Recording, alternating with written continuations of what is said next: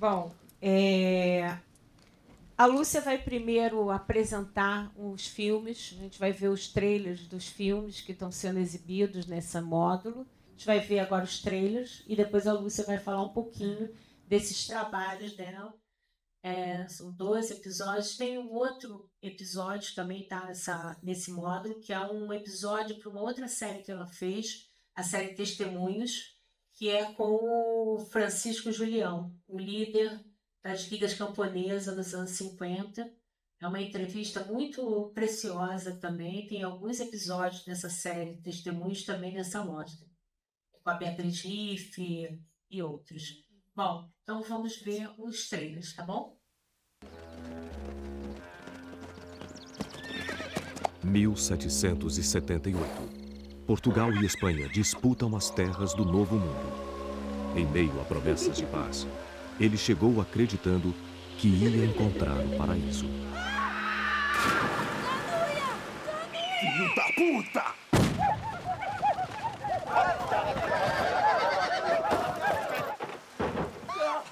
Ele ia aprender que tudo era diferente. Brava Gente Brasileira. Com o ator português Diogo Infante, Luciana Higueira, Floriano Peixoto, Leonardo Vilar, participação especial Musa Ferraz e Sérgio Mamberti. Apresentando Adeilson Silva e a comunidade Cadivel. Brava Gente Brasileira. Um filme de Lúcia Murat.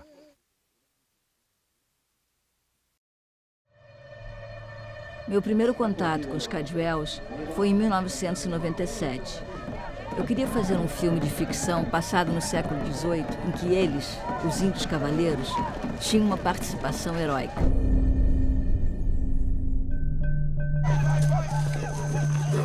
E por que essa tinta preta?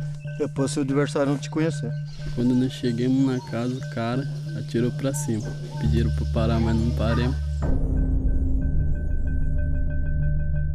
Agora, cada fazenda faz um acordo com a família que vai pra lá. Questão de pagar um salário para cada família que vai permanecer lá, né? Isso, para nós, eu acho que vai ficar descartado.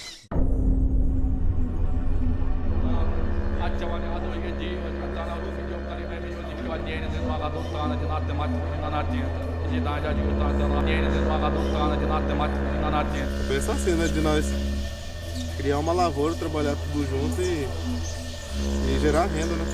Apesar dos protestos e recusas às nossas ofertas de aldeamento, não vejo em tão longa distância a reeducação desses índios. Com a chegada da energia, essas coisas, né? A questão da bebida, né? A questão da droga, né? Que isso não existia na aldeia, então hoje não tem como a gente dizer que não existe, porque isso existe, né? Aí quando Deus criou Paraguai, brasileiro, japonês, alemão, aí criou Aicurus, Terena, Chavante. Deus falou, amanhã eu venho aqui com vocês, vou distribuir ferramenta para vocês. Aí os Terenos esperou, os outros índios esperou, vocês que são brancos esperaram Deus chegar. E o Cadivel não.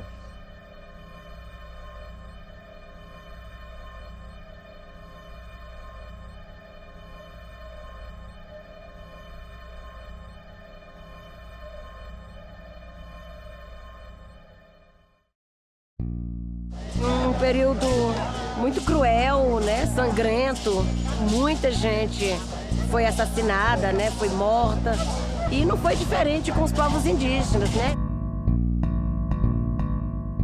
O Serviço de Proteção aos Índios, né, que é o SPI na época, arrendava as nossas terras com a gente ali dentro nas aldeias.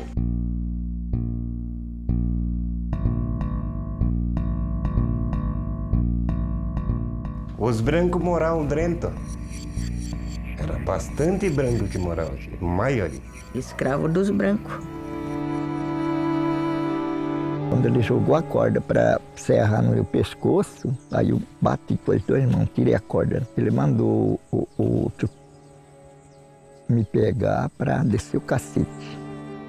Eu me lembro muito bem isso. Eles falavam de amansar o índio, né? Os indígenas não eram bichos, né?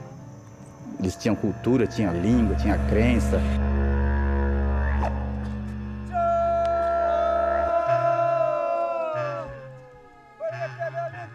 O que eles planejaram? Então, o único jeito de ganhar, expulsar os índios canela daqui da região é brigar, massacrar. E eu estava lá. Aí nós respondia para ele, pode atirar, pode atirar.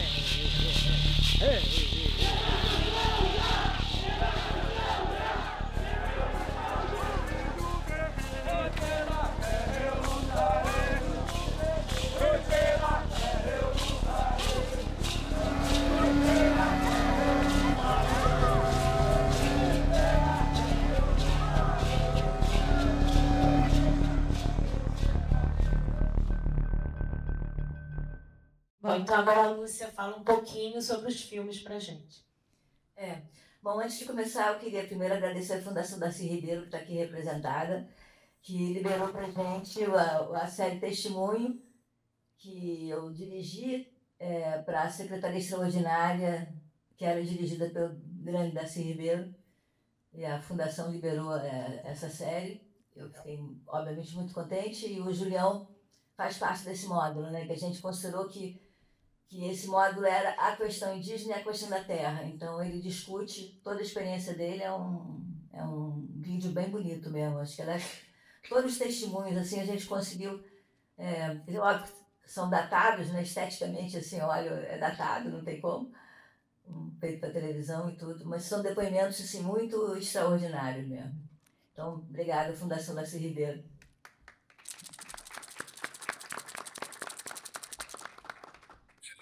Bom, eu queria falar um pouco sobre essa minha relação com o mundo indígena. Eu fui criada nos anos 50, ou seja, com todos os estereótipos possíveis, né? Quer dizer, de um lado, José de Alencar, Iracema, e de outro lado, uma história oficial que tratava a colonização portuguesa como uma colonização menos violenta que as outras e fabulava sobre uma miscigenação perfeita. Quer dizer, era assim que a gente era educado. Na medida que a gente vai começando a estudar mais, vai entrando na faculdade, a gente tem contato com uma história, quer dizer, particularmente eu queria destacar aqui um grande professor de história, que foi o Manuel Maurício, que foi muito importante na minha geração, e que começa a derrubar esses mitos, né? Então, quando eu fui fazer cinema alguns anos mais tarde, eu acho que esses estereótipos e esses mitos já estavam derrubados, mas a minha distância com o mundo indígena era muito grande. Isso começa um pouco circunstancialmente, né? Eu tinha chegado do Festival de Berlim com o filme Doces Poderes, e um produtor me falou, você tem algum projeto? Justamente 2 semanas antes, eu tinha recebido de um amigo meu um relatório militar sobre a invasão do Forte Coimbra. Quando eu li aquela invasão, eu falei, cara, isso é maravilhoso, né? Porque isso nega toda a história oficial, ou seja, nega a chamada subserviência do povo indígena e principalmente coloca a mulher numa atitude, quer dizer, a mulher indígena com uma atitude de luta ali, né? Eu falei, pô, isso é uma história fantástica pra gente trabalhar, né? E começamos a trabalhar, quer dizer, foi tudo meio... eu era jovem na época, dava para pegar um carro e parar na reserva, sem conhecer ninguém, pegar uma carona e tal, atravessar o Rio Paraguai, essas coisas. Mas a ideia, quer dizer, eu acho que teve algumas ideias que se mantiveram desde o início. A primeira e fundamental foi que eu falei assim, não, acho que eu queria fazer esse filme com eles. Quer dizer, com os descendentes dos Guaicurus, que eram os Caduelos, que tinham uma reserva ali, tem ainda uma reserva perto de Bodoquiana, ali mais ou menos a 2, 3 horas de Campo Grande. Então isso foi a primeira coisa, né? Quer dizer, e aí foi um processo muito longo, né? Acho que eu fiquei durante 2 anos indo e voltando. E a ideia era tentar construir esse roteiro a partir de duas fontes, né? Uma, os antigos da aldeia. Então a gente toda vez que eu ia na aldeia, a gente filmava em raiete, que era uma câmera muito pequena, não invasiva, os antigos com tradutor. E além disso eu fiz pesquisa na bibliografia do Mundo Branco, né? Que foi, quer dizer, a grande fonte aí foi realmente aqui, Biblioteca Nacional, Coimbra e tal. Mas assim, E o terceiro, eu acho que esse peso, que eu acho que tem todo o meu trabalho, né, que a Denise fala, né, que é o peso documental, foi muito importante desse filme, não somente nessa concepção original, mas mesmo durante a filmagem, né? Então, por exemplo, a cena inicial do Brava Gente, que é uma cena que eu acho linda, que fala da festa da moça, né? Era uma senhora que... Bom, teve uma outra decisão que foi fruto desse trabalho de 2 anos, né? Que a gente resolveu não filmar na reserva, né? Porque vocês já devem ter visto filme de ficção é um circo, né? E esse filme, como era muito grande, tinha cavalos e tal, não sei o que, era um circo grande, né? E eu achei que seria extremamente invasivo eu filmar dentro da reserva, né? Então a gente, e ao mesmo tempo, quer dizer, eles tinham muito contato com a cidade de Bodoquena, né? Então a gente estruturou o filme de uma maneira que eles pudessem participar, ter a participação, mas sem a gente invadir. O dia a dia dele, né? O dia a dia dele, né, da aldeia? Sim. Sem a gente invadir o dia a dia dele com esse circo que a gente faz quando filma um filme de ficção. E, bom, por exemplo, na primeira cena, essa coisa documental, assim, tem coisas muito interessantes. Na primeira cena, que era da festa da moça, tinha uma senhora, que era linda, a gente estava se preparando e tal, não sei o quê, né? Os atores indígenas que tinham um papel definido no filme, quer dizer, todos os papéis foram desenvolvidos com eles, mas a gente tinha feito um workshop e mais ou menos, quer dizer, basicamente no workshop tinha se discutido o que era um filme, quando se dava ação, a claquete. Mas assim, para os antigos não, os antigos estariam ali mais ou menos documentalmente. E ela estava, quando ela se viu, e foi muito bonito, porque todo o figurino, todo o cenário foi construído a partir da descrição dos antigos, né? E quando ela se viu com a roupa e a situação toda, ela começou a cantar, né? Eu me lembro que eu olhei para o Antônio Luiz, o grande Antônio Luiz, que perdemos aí para a Covid, o diretor de fotografia, eu falei, cara, começou, a gente tem que ir atrás. Então foi quase um documental mesmo, entendeu? Quer dizer, a gente teve que ir atrás deles. Um outro momento também que foi interessante foi na comemoração, no Brava Gente Brasileiro, tem um momento em que eles comemoram a vitória, com os cavalos correndo, né? Quer dizer, outra coisa, a gente não usou dublê nunca, né? Todo o tempo foram eles, são excelentes cavaleiros, eram, né? Depois com moto e tal, tá mudando. Mas nessa época ainda eram excelentes cavaleiros. E aí na comemoração a gente começou meio que a marcar, né? Quer dizer, para quem conhece cinema, assim, começou a marcar, não, por aqui a câmera aqui, não sei o que, você vem por aqui, estava totalmente falso, né? Eu olhei para o Antônio Luiz e falei, cara, aí falei para ele, comuniquei com eles e tal, o pessoal todo falou, gente, comemorem. E aí a gente foi atrás, né? E ficou muito bonito, ficou muito forte, né? Ou seja, quer dizer, é um filme de ficção, mas que, primeiro, a participação deles foi fundamental, e segundo, em vários momentos do filme, quer dizer, eles praticamente definiram a filmagem, entendeu? Então, o Brava Gente foi a minha primeira experiência. E foi uma experiência muito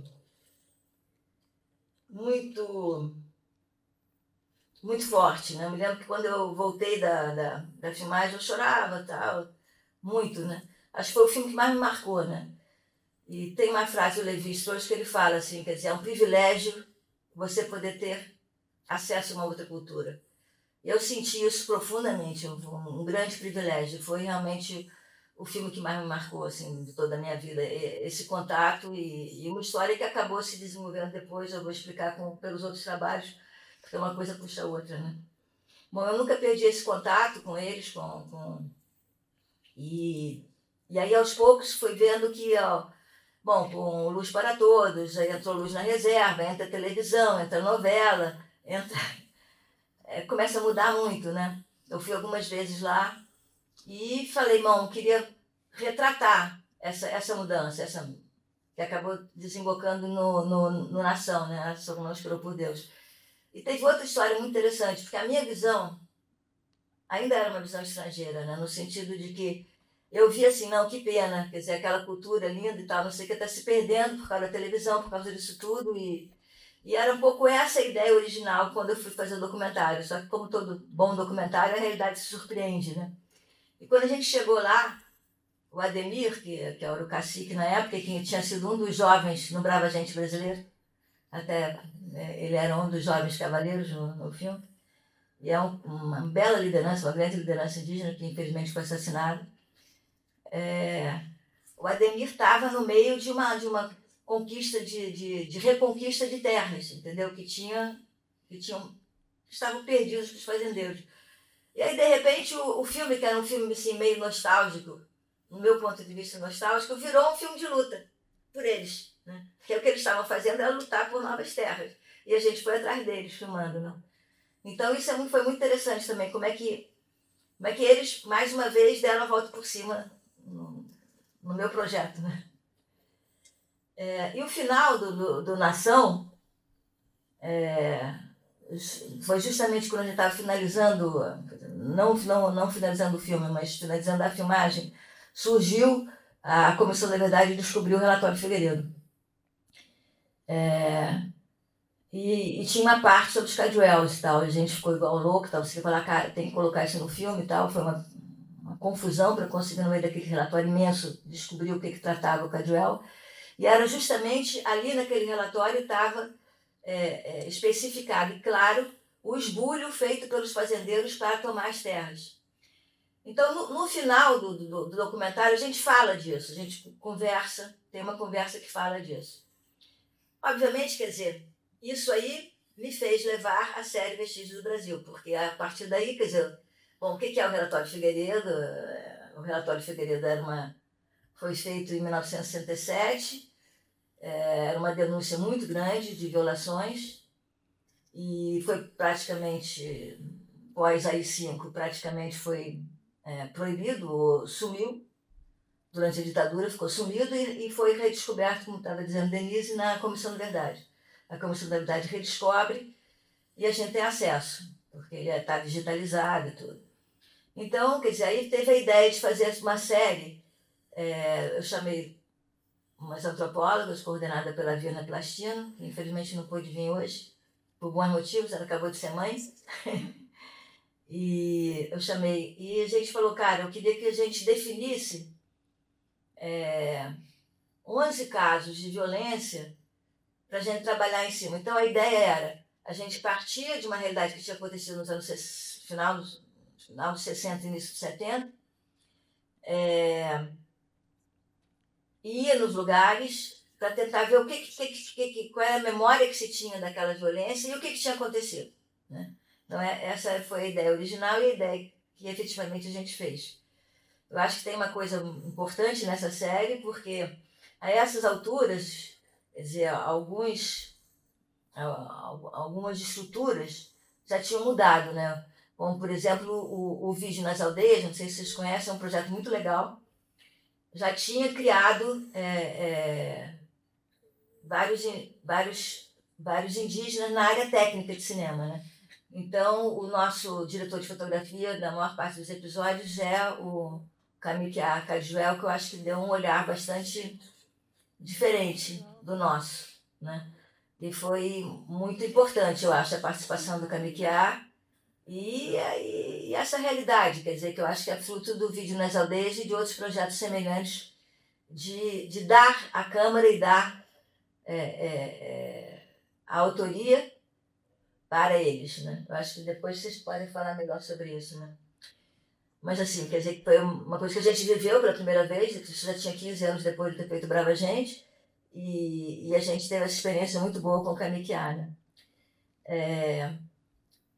Foram 11 episódios no Brasil inteiro, quer dizer, inclusive eu não fui nos lugares, eu tinha acabado de fazer uma operação de aneurisma e fiz só a direção geral, só não, porque eu não trabalho.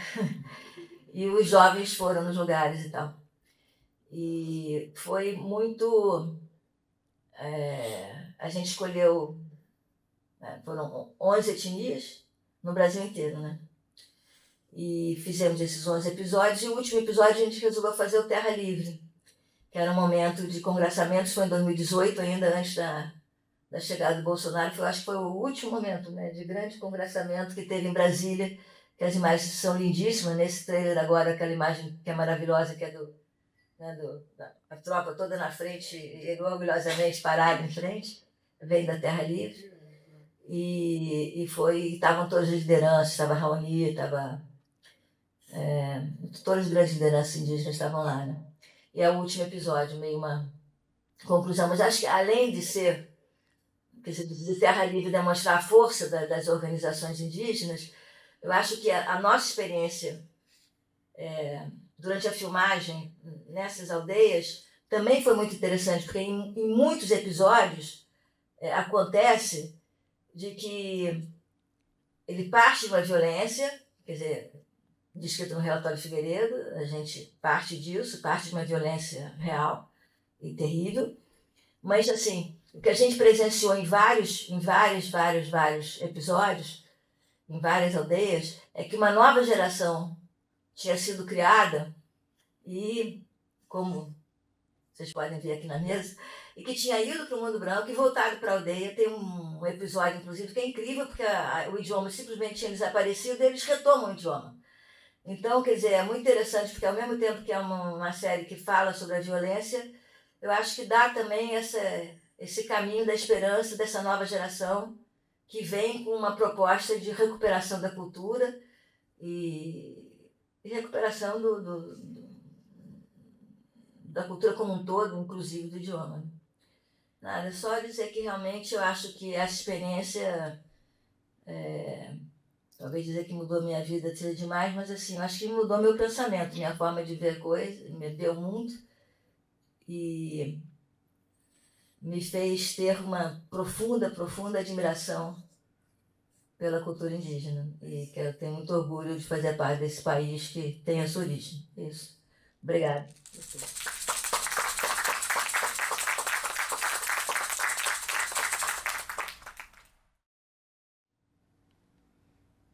Bom, agora eu vou apresentar direito Renata Tupinambá, jornalista, roteirista, consultora, curadora, poeta, multiartista. Atua desde 2005 na difusão das culturas indígenas por meio de projetos de etnocomunicação. Fundadora do Originárias Produções, foi codiretora e roteirista da série Iauará, uma história oculta sobre o Brasil, de 2024. Foi diretora da primeira edição do Guanabara Pirangá, Encontro de Culturas da Guanabara, junto do Mi Mauai, e foi uma das fundadoras da Rádio Iandê.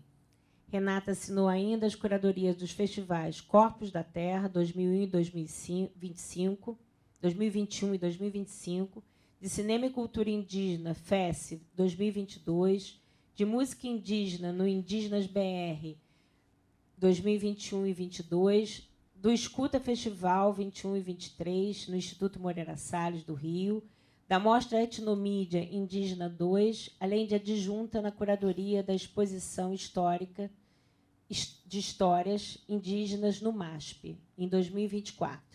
Ainda fez muitas outras coisas, né, Renata? E queria saber como é que ela viu, porque quando a gente contactou a Renata, ela já tinha visto todos os filmes da Lúcia. Ela falou, já vi todos os filmes. Não precisa me mandar nenhum para ver, não, porque eu já vi tudo. E ela é nova, né? Olha, ela é super nova. Então, eu queria saber como é que ela viu esses filmes todos e, enfim, contar um pouquinho para a gente. Qual foi esse hackeamento aí? Né? Não, hackeamento não. Nasceu no Mato Grosso do Sul. Não? E contar um pouquinho da história dela. Morou lá. Tá bom. Renata. Boa noite, Catucaruene. Feliz de ver vocês todos por aqui. Muito feliz pelo convite da Lúcia, da equipe também. Infelizmente, né, o Orlando Calheiros não pôde estar. Eu gosto desse assim, solto, assim, que eu sou muito neurodivergente, gente. Eu vou pra lá, vou pra cá, e aí eu me sinto assim, eu fico agarrada aquilo assim, começa a ficar esquisito. Mas o Orlando Calheiros não pôde estar presente, né? Que também foi diretor de Iauará, né? Que traz em 8 episódios, né? Falando sobre um pouco dessa trajetória, né? De anos, né? Da história indígena no Brasil, mas com esse foco também no relatório Figueiredo. E respondendo à pergunta, eu comecei a trabalhar com roteiro há um tempo atrás, quando eu fui indicada por algumas lideranças tupinambá de Olivença para fazer um curso, né, na Escola de Cinema Darcy Ribeiro. Né, na época eu fui bolsista, Eu era voluntária dentro do Ministério da Cultura de um projeto de ponto de cultura, e as lideranças tupinambá falaram: você está por aí, tente, faça a prova. Eu fiz prova, fiz todo o processo seletivo, e aí eu estudei na Darcy Ribeiro. Antes dessa época, eu já tinha escutado, né, essa época era 2010, né, mais ou menos, anos de 2010. Eu já via muitos parentes, né, falando do trabalho da Lúcia, né, e desse de 2000 principalmente, né. Mas até então eu não tinha visto muitos trabalhos, e alguns outros amigos de outras etnias às vezes comentavam, né? E lá para entre 2010 e 2011, né, eu vi o Brava Gente Brasileira, que é do ano 2000, se eu não me engano, né? E eu fiquei muito assim impressionada. Na época também eu vi o filme do Zelito Viana, né, o Abaeté, que são trabalhos que retratam histórias ainda que a gente não via muito outros cineastas, né, brasileiros retratar com essa profundidade, né, e com essa busca também ali por pessoas de fato ali de dentro desses territórios, né. Então a gente buscava muito entender algumas coisas relacionadas a essas narrativas, né. E tinha os cineastas também indígenas, né, do Vídeo nas Aldeias. Eu fiz parte de um projeto também no Nordeste, que era lá em Ilhéus, que era o Índios Online, que tinha também, né, cineastas, etnojornalistas. A gente fez parte de uma primeira geração a tentar colocar algumas coisas na internet, né, lá em 2002, mais ou menos, né. Então, nesse contexto todo, assim, de uma troca, assim, muito, muito especial, assim, também com outros, né, realizadores indígenas, a gente estava sempre ali buscando filmes que retratassem, de alguma forma, a história, né, que envolve, né, os povos, de modo geral, nossas histórias, né. E eu sempre achei um trabalho muito, muito sensível, porque teve esse retorno à comunidade. Isso não é muito comum, normalmente as pessoas tiram tudo que podem de dentro da comunidade, faz uma história, né, e algo solto, e chamava muita atenção, né, a gente sempre discutia que tinha uma sensibilidade da Lúcia, né, então de ali, de estar fazendo com o próprio povo esse trabalho, de estar tentando ali entender aquele contexto e adentrar aquele mundo de um modo mais respeitoso possível, né, e isso acho que fez muita diferença, né. E o que eu acho assim, mais assim, forte é que quando a gente vê essa parte, né, do Brava Gente Brasileira, que mostra essa parte ali, né, dos portugueses, aquela violência toda que foi, e isso é uma coisa que se estendeu por todo o Brasil de formas, cada um dentro de um contexto geográfico específico ali, histórico, também de tempo de contato, né, tem povos com diferentes tempos de contato hoje no Brasil, né, somos mais de 300 povos, segundo o IBGE de 2010, tem o IBGE mais novo.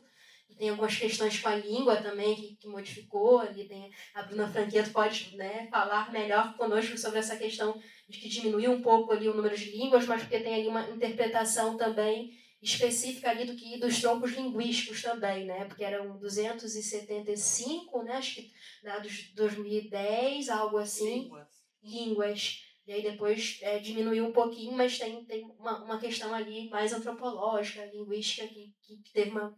Eu querendo me aprofundar já. Estou tentando falar o mais rápido possível para os colegas também poderem compartilhar, porque todo mundo tem muitas coisas legais a compartilhar. Mas eu acho que tem ali quando a gente vê assim, todo esse cronograma histórico, né, de ver ali um período colonial, digamos assim, 1778, se eu não me engano, Brava Gente Brasileira, né? Tudo que estava acontecendo ali nessa região de Mato Grosso do Sul, uma região de fronteira, de um lado os espanhóis, do outro os portugueses preocupados ali com essa questão ali, né, de ter ali indígenas naquele espaço, mas ao mesmo tempo com medo ali dos espanhóis fazerem alianças, né, com essa população, né, e esse massacre que foi, né, porque durante todo esse período, né, desde sempre, desde o início, esse genocídio ele nunca parou, né. Eu acho que eu gosto muito de uma frase do Darcy Ribeiro, que ele fala, né, que o povo brasileiro é um povo impedido de ser. E é isso que somos, né, também, enquanto pessoas indígenas e os brasileiros e pessoas dessas várias culturas que se juntaram no Brasil, né, e formaram essa nação, né, que é, na verdade, filha de várias outras nações, né. Impedido de ser, porque a todo momento é imposto um modo de ser, um campo de concentração, né? Porque foi isso que foi esse período da ditadura, né, para a população indígena, né? a escravidão indígena aconteceu dentro desses territórios, né? Porque a população indígena era forçada a trabalhar, né, nas suas próprias terras, né? E, ao mesmo tempo, a gente vai lá em Brava Gente Brasileira ver esse período colonial, os estupros, a violência, e isso sistematicamente continua. O serviço de proteção ao índio, eu gosto de falar que foi o serviço de desproteção ao índio, né? Porque tinha muita corrupção ali, né? Tinha muita violência acontecendo, né? E essa violência ela não teve fim. E as pessoas não sabem que teve campos de concentração indígena no Brasil, né? Em vários lugares, em Minas Gerais, o território Krenak, né? Nos anos 60, é algo bem recente, né? E o relatório Figueiredo, né, que o Marcelo Zerick, um querido amigo que, né, já faleceu, historiador, estava fazendo uma pesquisa específica junto à Comissão da Verdade, né, toda a equipe ali, ele contava, né, que alguém questionou ele, por que você não está pesquisando a parte indígena? E a parte indígena, e aí aquilo acendeu uma coisa assim na cabeça dele de tipo, né, vamos buscar, né, e dentro de um contexto muito doido ali, em 2013, no Museu do Índio aqui, que é em Botafogo, agora Museu dos Povos Indígenas, Nacional dos Povos Indígenas, que tem uma direção indígena que é a Fernanda Cainguengue, a primeira direção indígena desse museu, desse espaço, né? Teve uma mudança aí muito, muito importante também, porque esse espaço representou por muito tempo várias outras coisas durante, né, os anos, né? Que traz também muito essas épocas antigas, né? Ali tem muitos documentos, tem muitas coisas importantes ali para a população indígena de um modo geral no Brasil. E ele encontrou e teve toda essa questão do relatório Figueiredo, 7.000 páginas, né?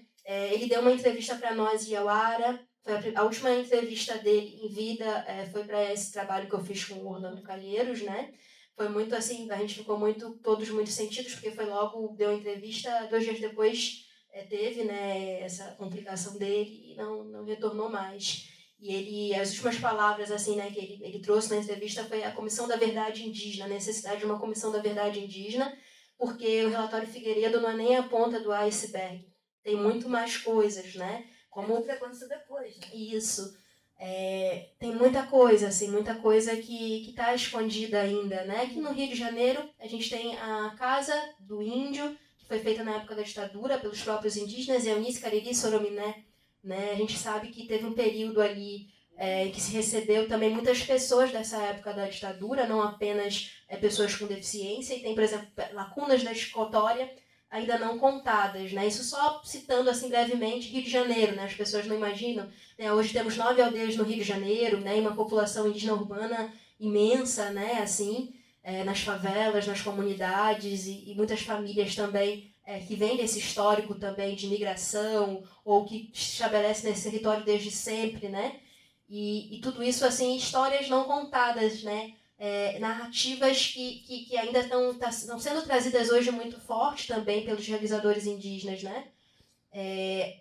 Então, assim, todas essas documentações, esses filmes que trazem esses relatos, eles são fundamentais para nós porque eles provocam esse debate, eles provocam esse entendimento, né? Essa consciência de que tem muitas coisas que o Brasil não viu, né?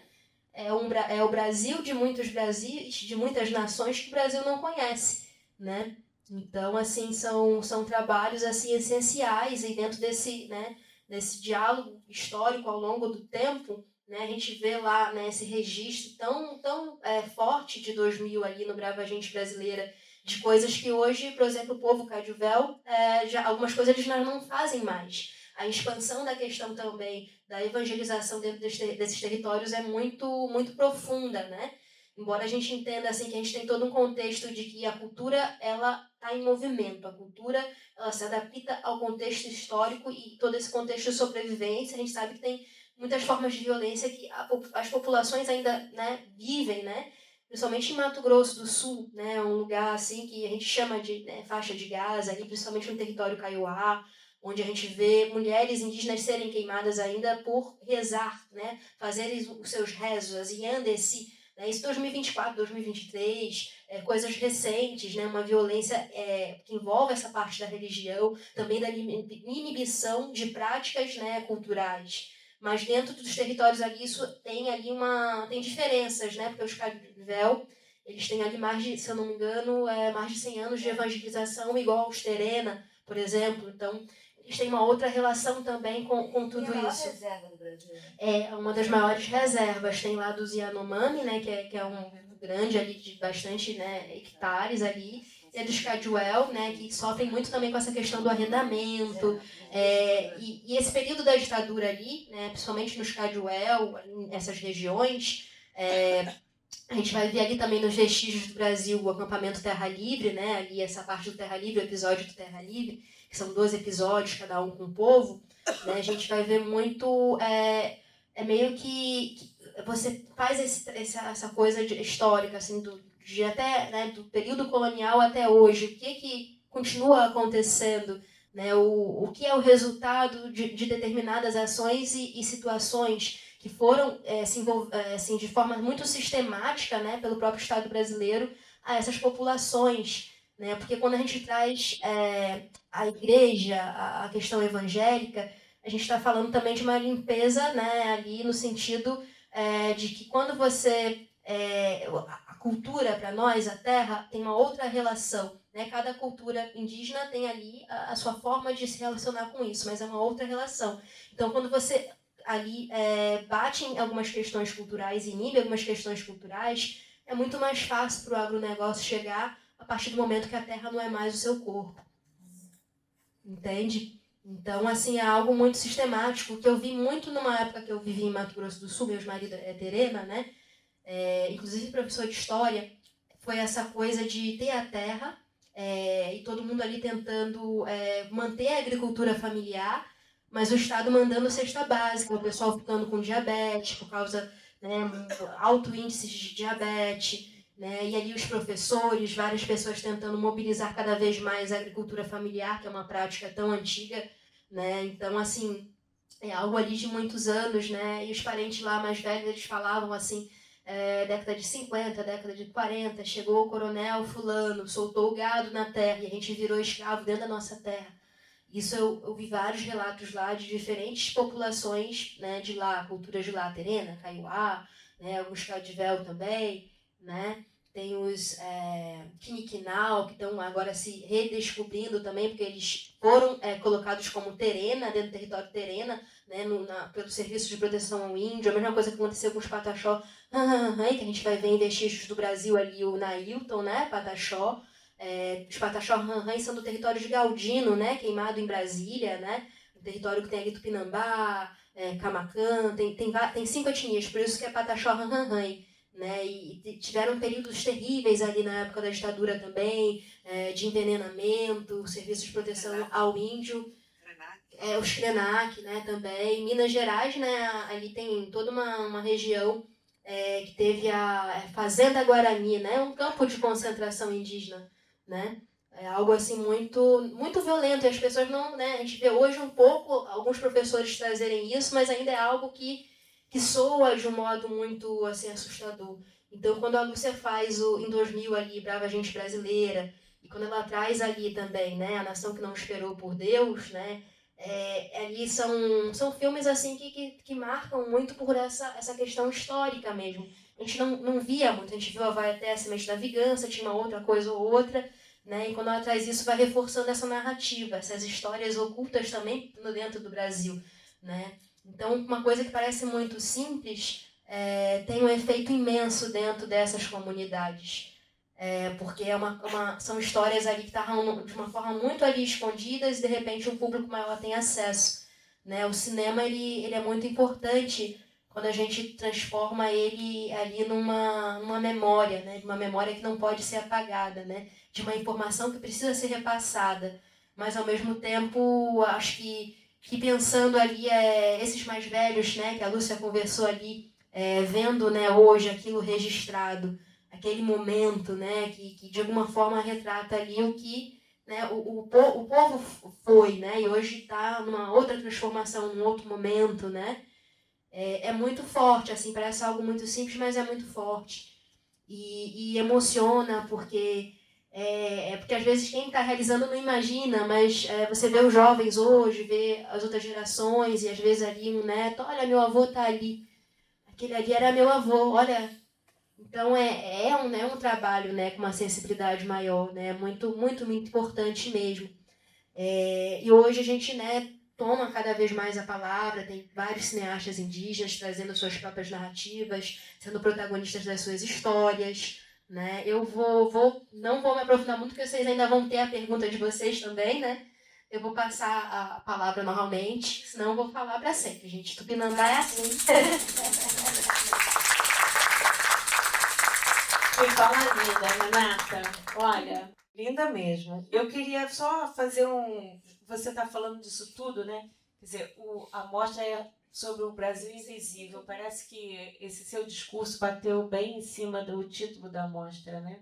É um Brasil Invisível, realmente. E é impressionante. São 8.300, a estimativa é que 8.300 indígenas tenham sido mortos, mas essa conta pode ser muito maior, né?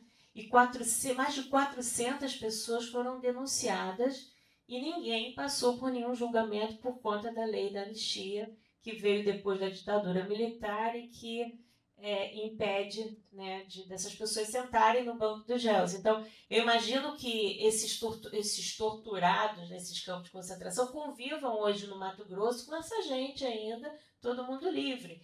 Então, realmente não tem como resolver essa questão enquanto essas pessoas não passam.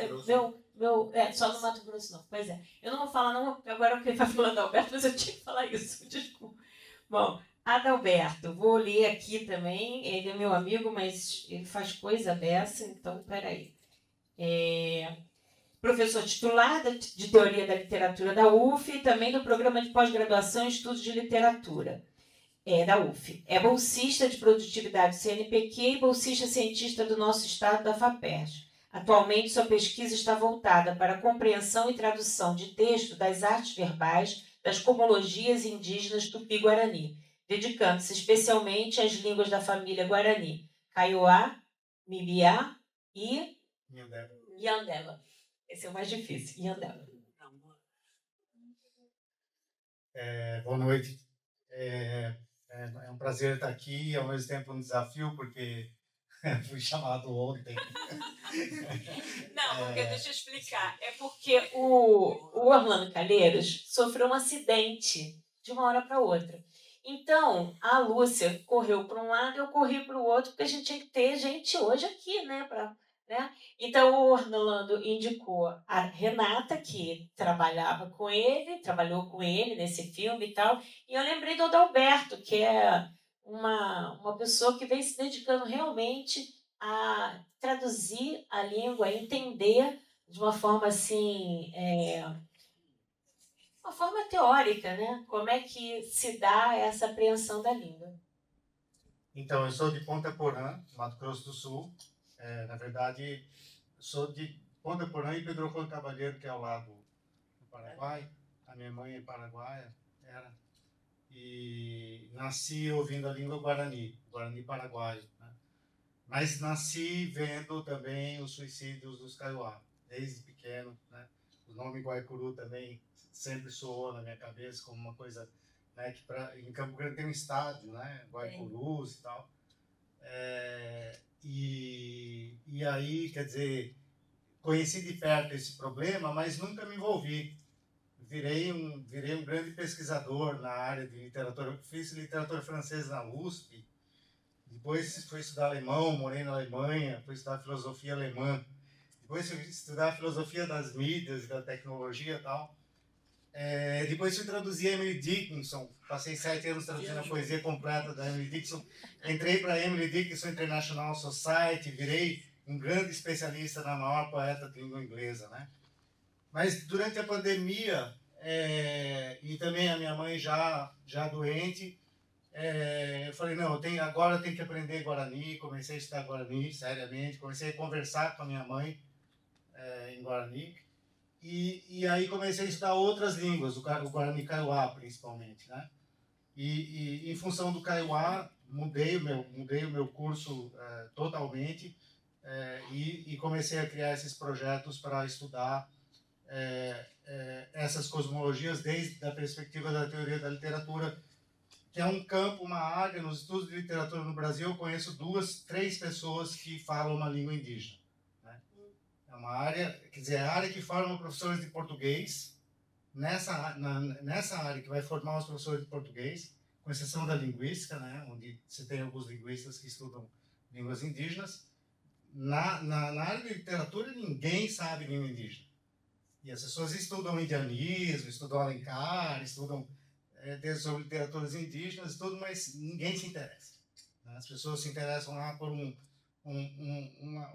autor desconhecido da Irlanda. É mais fácil você conseguir uma bolsa para estudar um autor irlandês que não é conhecido do Brasil, do que conseguir uma bolsa para estudar os Kadiueu, na minha área, né? Não na área de antropologia, diferente, evidentemente. E é interessante que essa área é a área que forma os professores de português, que vão chegar nas aulas e vão falar de indianismo, vão ter que discutir a questão indígena e tudo isso, né? Mas então acho que é uma grande lacuna, uma das mais graves que a gente tem no Brasil, né? E o meu trabalho vem estando nesse campo. Agora, eu fiquei muito emocionado de ver os filmes ontem, porque eu conheci algumas pessoas dos Kaiowá, né? E conhecia toda a história, e tive recentemente com o Genito Gomes. Né? O Genito Gomes teve o pai dele assassinado brutalmente. Estive lá na aldeia, uma retomada, né, do Guaviri, e ele me contou toda a história do assassinato, quer dizer, uma coisa tão brutal. Essa região onde estão os Kaiowá, é uma região, não sei se é uma Gaza brasileira, por vários motivos, né? Claro, a história da madeira, que eu convivi, com a qual eu convivi desde pequeno, né? É legal que isso aparece no seu filme, né? Porque muita gente esquece desse período da madeira, que foi um dos períodos mais brutais para os Kaiowá, né? Que são justamente Kaiowá, esse nome quer dizer as pessoas que são da floresta, né? Então, a floresta deles foi, antes da soja, né, e do gado, a floresta foi dizimada. Quer dizer, e a floresta onde estão as plantas, as ervas medicinais, as frutas, né, tudo aquilo que é básico para a existência deles, né? Então, eles perdem a floresta, né? Primeiro vem a catequização, a longa história de catequização católica, de uma violência, né, o epistemicídio, tudo. Depois as formas de evangelização, né, as igrejas evangélicas que entram, ainda estão lá e tem muita força, é uma questão complexa também. E depois vem o ciclo da madeira, que para os Kaiowá, particularmente, para o Mato Grosso do Sul, né, é terrível, né, como destrói, antes mesmo da soja, que é o grande problema agora, né, como o ciclo da madeira no Mato Grosso do Sul destruiu as próprias condições de vida, né, dos Kaiowá e de muitas outras etnias, né? E depois vem não só a soja, mas a cana-de-açúcar também, né? A indústria de álcool, né? Os grandes usineiros, né? Que é outra cultura muito perversa. A soja e o gado e as usinas, não dá para... Assim, são horrores, é um terror que está colocado sobre, né, a vida dessas pessoas, e elas estão submetidas a esse terror constante, né? E se fala menos da indústria alcooleira, justamente porque é a indústria que sustenta os carros todos, a indústria automobilística que está aí, né? Esse futuro, né? Esse futuro podre do Brasil, que é acreditar que o carro, né, a indústria automobilística e o trabalhador da indústria automobilística vai nos salvar, né? É um ciclo perverso de destruição. E eu vi de perto isso, né? Assim, na minha convivência com os Kaiowá, assim, de fato, esse filme, os dois filmes me tocaram muito, porque eu vi ali, né, toda a história da destruição, né, do antigo Mato Grosso, né, que agora é Mato Grosso do Sul, mas ambos, do ponto de vista indígena, é um holocausto sem fim, né, um holocausto interminável. E dos Kaiowá, particularmente, né, a história da carta, né, que é uma história muito conhecida, que aparece nesse filme. Eu tive a felicidade de organizar um número da revista Raído, que é a revista da Universidade Federal do Mato Grosso do Sul, sobre os 10 anos da Carta Guarani Kaiowá, né? E foi muito bacana nesse número, a gente teve a participação do Eliel Benites, que hoje é secretário, né, de Políticas Linguísticas, né, do Ministério dos Povos Indígenas. Eu não sei se ele é irmão do Benites que aparece, Tonico, né? Não, né? Não. Tá. É um sobrenome super É super comum, né? Mas me lembrou um pouco, o jeito de falar me lembrou um pouco o Eliel. Mas, assim, e foi muito importante retomar essa discussão dentro da área de letras, né? Dentro da literatura, que essa carta também gerou, né, uma série de textos importantes na discussão literária, né? Entre os pais da Marília Librandi, depois teve uma espécie de uma tréplica, né, do Marcos Natali, que questionava os textos do Antônio Cândido também, quer dizer, o tratamento que o Antônio Cândido, que para a gente, na área de literatura, né, como se fosse o deus, né, da literatura, intocável e tudo, e é fundamental, mas assim, o modo como ele muitas vezes trata, né, outro dia eu estava relendo a formação da literatura brasileira, às vezes o tratamento dos povos indígenas ali é muito... Ou eles são colocados de uma maneira muito, né, de escanteio, ou às vezes chega a ser cruel, assim, algumas frases, né, do próprio Antônio Cândido.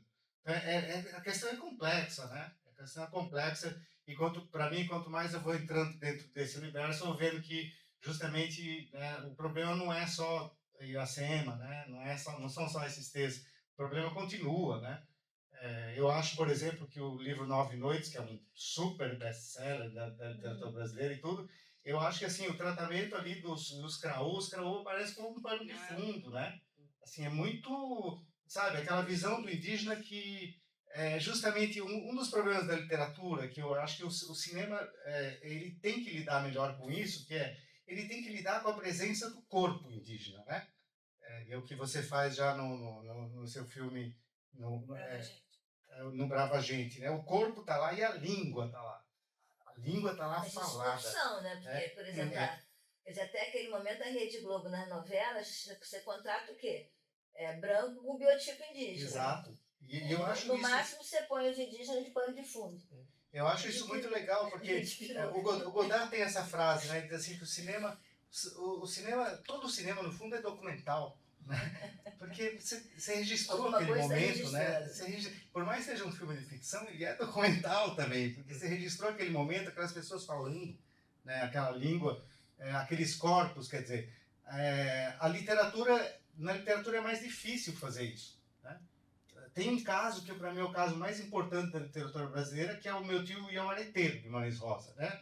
Guimarães Rosa tem uma grande sensibilidade linguística para aprender essas línguas, né? Ele estudou em Engatu, então ele foi e conseguiu trazer um personagem indígena que de fato fala como indígena e pensa como indígena, né?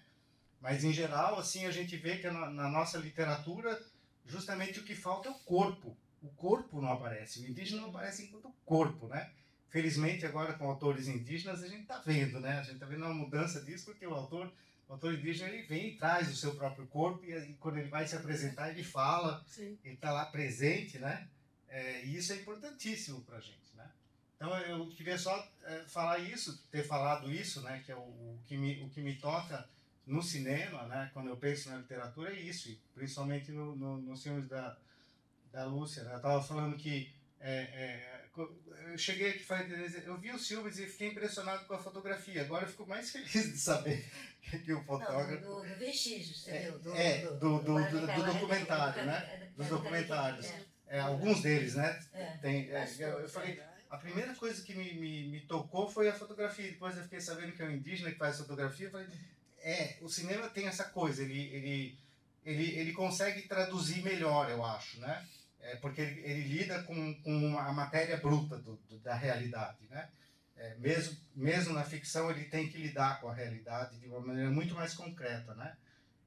E eu acho que o teu cinema assim me toca bastante. Era só isso que eu queria dizer.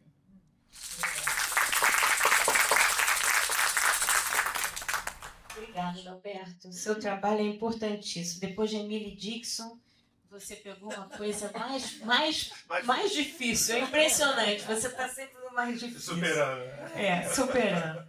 Ó, Gilmar Puri... Eu só queria falar uma coisa sobre a ficção, quer dizer, porque, na verdade, eu acho que todo estereótipo indígena feito pelos, pelos faroestes americanos é terrível, né? Então, quer dizer, o cinema também está a favor dos brancos, principalmente quando eles estão dirigindo.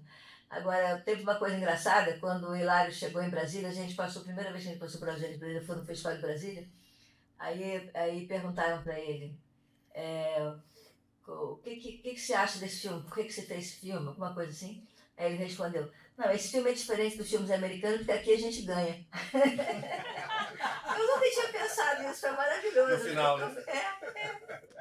Nós somos os mocinhos. A gente parou ali, né? A gente parou o filme na hora da vitória, né? Não é só figurante. Muito bom, né? Bom, vou apresentar o Gilmar Puri, formado em filosofia pela UERJ, com ênfase em estética e história da arte, e realiza mestrado em relações étnico-raciais pelo Cefet do Rio, investigando experiências internacionais e nacionais de universidades indígenas. Já atuou como pesquisador CAPES também nessa área. Dirigiu 2 filmes, Resistência Maracanã 1 e 2, e participou de edições de obras literárias do universo indígena. Tem experiência ainda em curadoria de exposição de arte indígena e produção de encontros e seminários acadêmicos sobre filosofia indígena. Obrigada. Me dá esse microfone aí Sim, também, que o índio esse é que ele eu é vou. inquieto. Esse é que eu vou, né? Ele fica falando aqui. Eu tentei passar para a Lúcia na hora que ela estava falando, mas ela não viu. Não, ela é super adaptada a gente que não... Então, gente, primeiramente, Chutemelipom, boa noite, né, na língua do meu povo. Vou me apresentar, né, eu sou é importante porque depois no final vou fazer uma provocação. Então, eu apresentar meu povo faz sentido para vocês entenderem a provocação que eu vou fazer. Inclusive, o que a Lúcia acabou de falar agora, quer dizer, essa mesa aqui, bom, a gente não pode fazer autoelogia, né? Mas não é legal, não é ético, digamos. Mas essa mesa aqui não foi nada combinado, veio. O rapaz foi chamado ontem, à noite, e cada um vai falar sobre uma coisa diferente, sem ter combinado. Isso que a Lúcia falou aqui agora tem a ver com a provocação que eu vou fazer no final. E se a gente nunca ter discutido nada sobre esse assunto, é a questão do estereótipo indígena, né? Então, eu sou do povo Puri. O povo Puri é o povo daqui, do Rio de Janeiro. Rio de Janeiro, São Paulo, Minas Gerais, Espírito Santo e extremo sul da Bahia. E outros lugares da Bahia também. Então, Coroado faz parte, meio que faz parte com os Puri. Coroado, Xamixuna, Sabonã. Ele é uma nação Puri. É um dos maiores povos indígenas do Brasil, né? Nós também somos parentes dos Goitacá, né? Eu me organizo como Puri Goitacá, porque como se trata de uma nação, que nem os Guaranis são uma nação. Então tem Guarani Kaiowá, Guarani Mibiá, Guarani Nhandeira, né? Então eu sou do lado Puri Goitacá. E os Goitacá é um dos povos, ao autoelogio de novo, é um dos povos mais guerreiros do mundo. Os cadivés não vão gostar de Não, eu tenho que puxar a sardinha pro meu prato.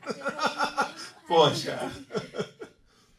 Os Goitacá travaram luta contra os brancos, foram o primeiro povo a travar luta guerra contra os brancos no Brasil, contra a colonial. Pinambá mesmo. Depois a gente discute isso aí. Junto com os Tupinambá. Digamos, junto com os Tupinambá, né? Melhorou. Mas apesar de que depois os povos Tupi traíram e os Goitacá continuaram sozinhos na guerra. Até vitória. Né? Mas vamos evitar a polêmica. Então os Goitacá, como eu estava dizendo, os Goitacá são os povos mais guerreiros, um dos povos mais guerreiros do mundo. Eles travaram guerra contra os brancos de Piratininga, que é São Paulo, até Vitória. Por isso que colocaram o nome de Vitória.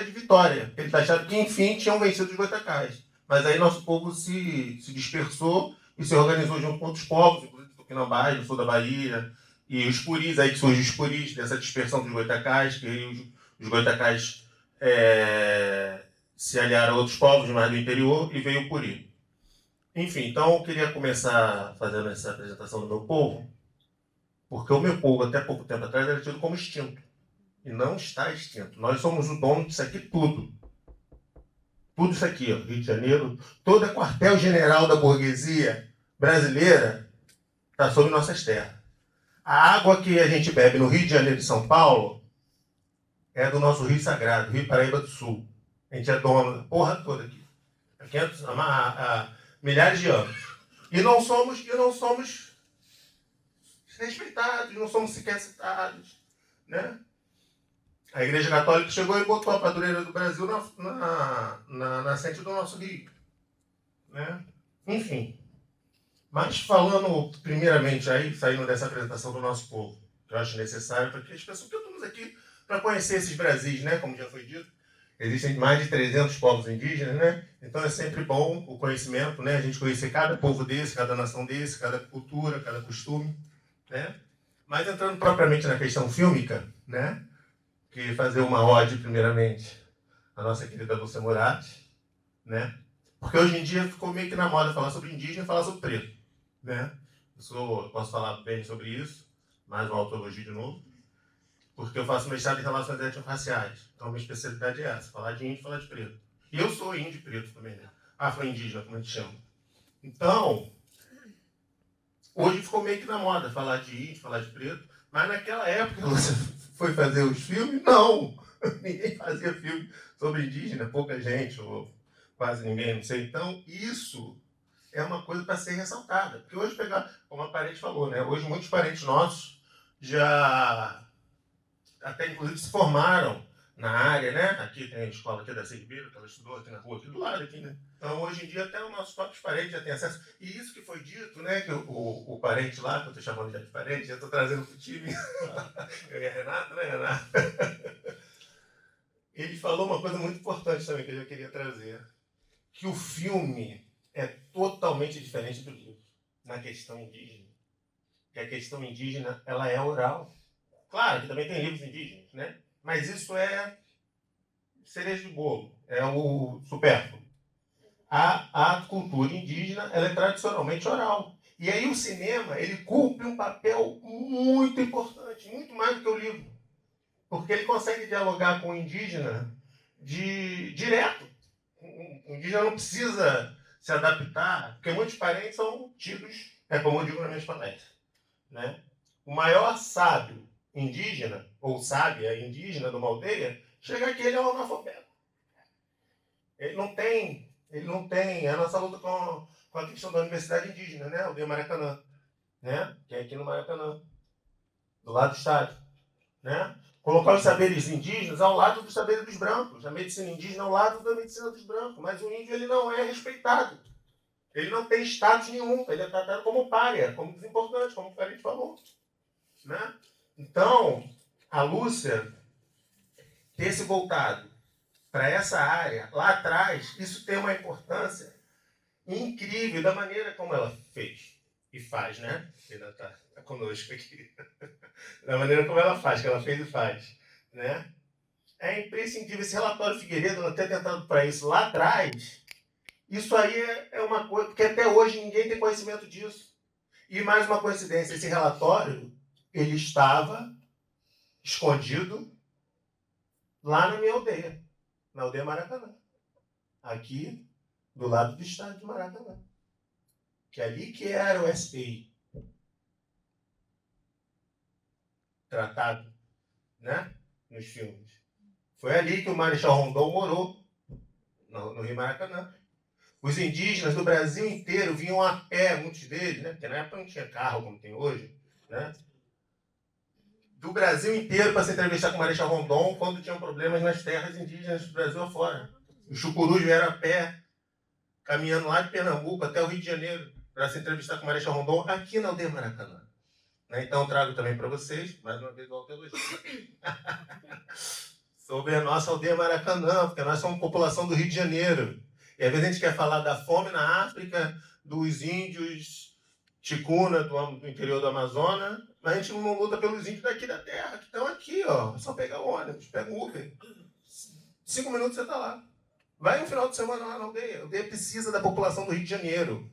O Estado está tentando tirar a gente direto. Tentou para as Copas e Olimpíadas. 2013 começou na aldeia Maracanã. Com a luta da aldeia Maracanã contra a remoção, desde 2012. Não, 2006 começou a aldeia, mas eu digo o seguinte, 2013 começou, as lutas de 2013, essas lutas enormes que tiveram em 2013, concordem vocês ou não com ela, começou na aldeia Maracanã. O Estado tirou, a Vicky está aqui, ela sabe, ela cobriu muito na época, Liquidez, né? Então, vamos apoiar a aldeia Maracanã. E a gente voltou e a gente resistiu, não só porque nós somos marrentos, não, mas porque a população do Rio também é. E a população do Rio abraçou e falou, não vai tirar a aldeia Maracanã porra nenhuma, não. Nós somos moradores do Rio de Janeiro e queremos a aldeia Maracanã aqui. Né? Aí ficou a aldeia Maracanã, ficou o Colégio Friedenreich, que é um dos melhores colégios do país no ranking, que eles queriam o Sérgio Cabral Filho, né? Podia ter um sobrenome mais adequado, queria tirar o estádio Célio de Barros, você vai, olha lá, destruído hoje. Enfim, então com as estacionamento. Não, lá dentro da aldeia a gente arrancou o asfalto, né? Depois que a gente voltou. Mas a gente manteve algumas partes de asfalto para quem for lá visitar, ver, se for lá, vão ver. Tem a marca do estacionamento no chão, aquelas faixa amarela. Quando a gente retomou lá o prédio, em 2015, 2016, o imóvel como um todo, já tinham guaritas nas entradas, rampas para entrar os carros, né? Então, estava lá o relatório Figueiredo, escondido. Porque lá que era o SPI e depois lá que foi o primeiro Museu do Índio das Américas Latinas. Aí depois foi transferido para o Museu do Índio de Botafogo. Né? Então essas coisas estão todas conectadas. Eu, quando eu recebi esse convite para participar desse debate, né, e também assistir a mostra como um todo, eu me senti muito lisonjeado, né, porque combina muito a minha trajetória, né, a trajetória dos índios da minha aldeia, né, com os trabalhos da Lúcia.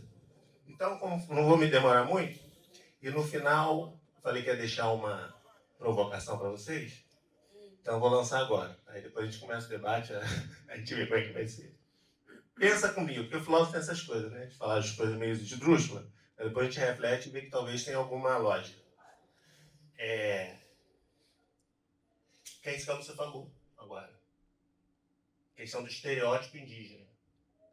E que a Parente também falou. Nem todos os povos estão resistindo há 500 anos. Os Tupinambá estão, os Puri estão. Agora, tem povos do interior da Amazônia que nem ouviram o branco e correram com toda a razão, e estão isolados, ouviram há 100 anos, tiveram contato recente, né, 100 anos, 50 anos, 200 anos, né? Mas os povos que estão resistindo há 500 anos são os povos da Mata Atlântica, que inclui os Puri, inclui os Goitacá, alguns Guarani também, né, os Chucuru, enfim, outros povos também, né? Mas o estereótipo indígena no Brasil é do índio amazonense. Já pararam para ver? Cabelo liso. Meu povo nunca teve cabelo liso. Meu povo tem cabelo crespo, pedreiro. Fez vários gravura, pintura, né? Várias obras, retratando meu povo já naquela época antiga. Entendeu? Então, cada povo é de um jeito. Tem povo que é mais preto, tem povo que é mais claro. Enfim, então a gente não é reconhecido como índio. Porque a gente não é o estereótipo. Esse estereótipo criado pela mídia, principalmente a Rede Globo, né, que foi e é ainda dominante, e os antropólogos brasileiros, né, fixou um estereótipo. Então, a minha provocação é a seguinte: pensem, todos os filmes da Lúcia não são filmes indígenas? Quase Dois Irmãos não é um filme indígena?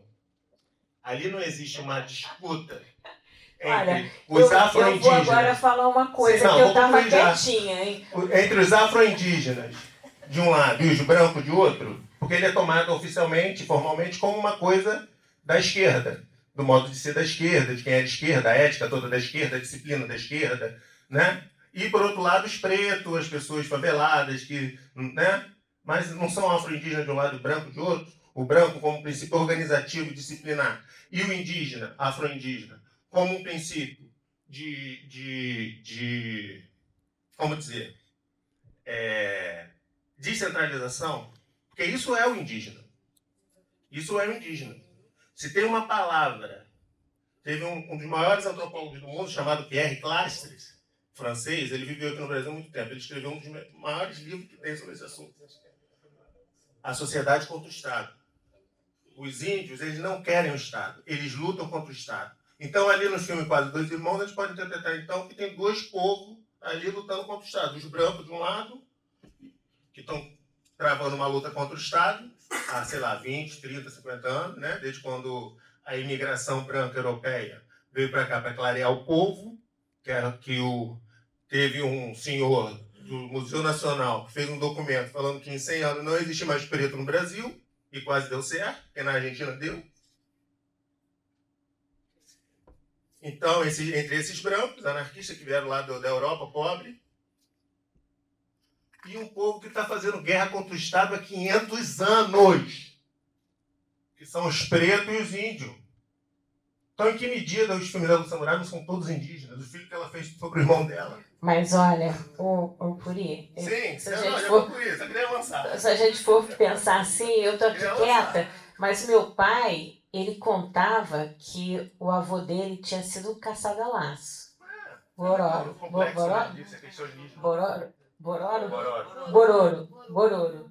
E ele contava isso. E eu nunca, assim, todos esses nossos passados são apagados, né? Deve ter algum negro na minha família também lá atrás. É uma mistura, nós somos uma mistura. Atualmente, né? O parente deve ter ouvido, que diz que brasileiro, se não tiver sangue indígena na veia, tem sangue indígena nas mãos. Olha, é isso. Felizmente, minha fala é essa. Então, Renata fala... Vou fazer um breve comentário, assim, por causa do horário também.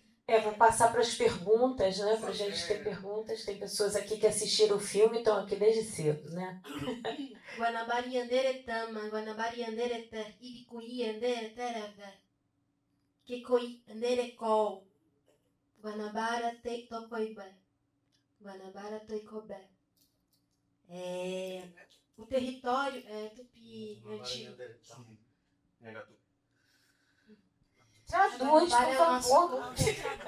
A Guanabara é o nosso corpo e o nosso território, né? A Guanabara, ela tá viva, né? O meu povo teve mais de 80 aldeias no entorno da Guanabara, o povo Tupinambá, né? E ele foi dito como extinto até o ano 2000, porque passou por todo um processo de retomada também, como o parente estava comentando dos Puri. Inclusive, o primeiro Puri que eu conheci foi o Dauá Puri, né, que é um ancião, né, o Dauá, fez todo um trabalho educativo de também trazer a língua em livros, né, e hoje eu fico impressionada também com o impacto disso, né, de como algumas pessoas foram muito fundamentais também, né, e existiu a Confederação dos Tamoios, né, 1500 e eu às vezes esqueço os anos. 58. Alguém falou aí? 58. Isso. E a Confederação dos Tamoios nada mais foi do que um conselho de anciões reunindo o povo do Tupinambá e outros povos também, né? E foi o primeiro movimento indígena brasileiro conhecido, né? E nesse conselho de anciões que se organizavam na Guanabara, né, tem o Rio Carioca, que na verdade era uma aldeia do Tupinambá também, né? O rio ele era muito Tupinambá, mas isso não significa que o rio pertencia só ao meu povo, porque meu povo sempre entendeu que Ekobé, Guanabara, né, como o povo Iepamaçã acredita, né, que a Guanabara também é o berço da humanidade, né? Porque deu luz a muitos povos, né? O povo Iepamaçã fala da criação da humanidade, né? Eles falam que eles desceram na Cobra Canoa e a Cobra Canoa era justamente ali, esse cenário da Guanabara, há muito tempo atrás, né? A gente vê o Doétiro Tucano narrando isso, os vários Doétiros, né? Tucano narrando essa narrativa, né? Então, assim, vários povos sempre estiveram aqui, sempre chegaram aqui por essas águas. A Guanabara sempre foi uma fonte de vida e ainda é, né? É aqui onde estamos agora, mas em outros lugares, em outras cosmovisões também. Então ela é a mãe de todos os povos, né? É algo assim, é um pouco mãe assim de vários povos, né? Então, quando a gente pensa nesses mais velhos, é muito importante, fundamental entender esse tamoio, que não era exatamente uma etnia em si, mas ali se juntou um movimento, né? E esse movimento também deu ali se deu de muitas formas, né? Então, no ano 2000, os Tupinambá de Olivença, depois de uma luta muito forte na década de 90, reivindicaram novamente suas terras, né? A cacique Maria Valdelice, né, a Amutara e vários outros anciões, porque até então o Estado brasileiro dizia que o povo Tupinambá não existia mais, mas tinha vários Tupinambá ainda lá em área de comunidade, né? Mas sobre o Cerco dos Coronéis. E no Pará não é diferente. Hoje, os únicos estados brasileiros que têm comunidade Tupinambá em grande número é Pará e Bahia, né? E é um povo que foi dito como extinto por muito tempo, está em vários livros de história como extinto também, né? Mas que se articulou por meio dos mais velhos, trazendo os mais jovens, né? E isso resultou na própria Fundação Nacional do Índio ali reconhecendo novamente o povo Tupinambá como um povo que ainda existe. E aí foi no ano 2000 que veio esse reconhecimento, o ano 2000, imagina isso, né? Inclusive muitos dentro do território Pataxó também apagados pelo Serviço de Proteção ao Índio que davam ali outra nomenclatura étnica a alguns grupos, né? Mas nesse Brasil imenso muitas histórias, são muitos povos e vários dentro do seu contexto, né? Ali de retomada, né? E o mais importante é esse entendimento, né? Que a luta é uma coisa, é uma continuidade. Como nos filmes, né? Ali uma época, ano 2000, e aí vai passando, a gente chega no Terra Livre, outras gerações, né? Mas sobre o eco do passado em nossas vidas. E por causa desse passado que estamos aqui, né? A gente só está aqui porque eu tive a minha avó teve a mãe dela, e assim por diante, como vários outros parentes, né? Então, todos começaram algo lá. Em 2006, eu lembro, né? Eu conheci o Urutau Guajajara, e eu vi, né, toda a organização disso, né? Eu estava adolescente ainda, né? Lá na UF, né? Na Universidade Federal Fluminense, né? Ele com outros, né, parentes, né? Começaram a articular, né? E ele, inclusive, chamou o espaço como movimento dos Tamoios, em homenagem, né, à Confederação dos Tamoios. Aí durante os anos foi modificando, né, a luta foi vindo de várias formas, e eu lembro que foi uma coisa assim que fez o Rio de Janeiro entender que existia presença urbana no Rio, e hoje indígena urbana, né, dentro do Rio, dentro do estado, né, do Rio de Janeiro de um modo geral. Mas ele começou também trazendo essa coisa do movimento dos Tamoios, né? Ele se inspirava muito nisso, ele e outros ali na época também. E, né, com os anos, muitas modificações, muitas coisas, né? Então eu vou deixar... Tupinambá é assim, a gente fala pra caramba se vocês verem outros parentes. Que eu acho fundamental nesse processo, é um processo complexo. A Bruna Franqueta, inclusive, é uma pessoa que trabalha muito tempo com essa questão das línguas indígenas. A importância que teve a tradução da Constituição Federal de 1988 para o Nhengatu, fundamental. Eu acho que esse é um passo, né?